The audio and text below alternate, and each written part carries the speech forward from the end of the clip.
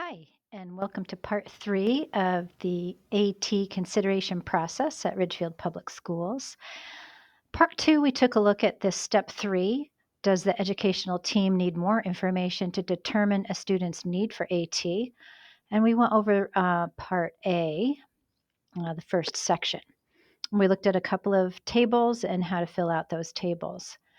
When solutions are identified that need trial, you're to document that in the meeting summary by stating AT has been considered and the school team will perform trials of XYZ to meet these IEP goals and objectives, et cetera. And the verbiage is right in this section here.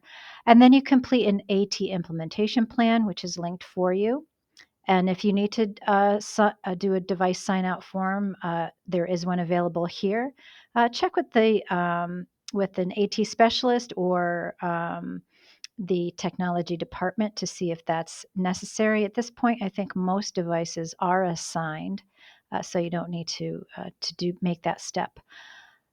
Um, After you do that, or in lieu of doing that, if you have not identified solutions and you feel that you need more information, you looked at that chart, you filled out the chart, and maybe you just had more questions than answers. The team should identify a plan to investigate AT solutions. And in that case, you're going to want to contact an AT specialist, um, Tony Shoa, Pat McCarthy in the special ed office. If you're working with a consultant, reach out to them and begin more exploration around your questions and tools. And then you're going to circle back around and fill out this AT consideration guide to help guide your steps. The implementation plan referred to here is also posted on the AT website for you. And that is your on the ground document. This is a document that really lays out what the team is going to try with the student. It lays out the student name, the point of contact, the entire team and their role, any equipment and software that's going to be in play. If something new is needed, the due date is made note of. Training, if there are people on your team, including the family that needs training, this is where you would outline that. Identify the trainer, whether there's follow up necessary and any dates that you've decided upon. And here is where you would list those same kinds of tasks that you saw on the consideration chart. And that is, what are you expecting the student to be able to do independently if a trial is successful? And so you would make those notations in here.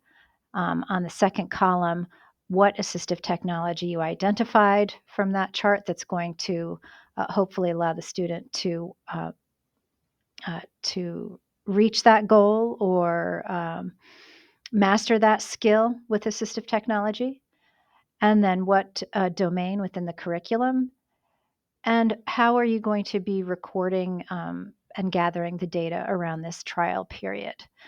The person that is responsible is going to be noted here as well. So this is really your task list to help you implement and get this thing done on the ground. It's a working document. You're always going to be updating it and changing it. Up here with updates and meetings and results, here is where I often recommend that you link AT consult notes or other important notes that pertain to assistive technology in this particular plan. So I hope this has been helpful. I'm going to add a couple of more sessions to deal with some of these forms in a little bit more depth. Again, if you have questions, feel free to reach out. Thanks.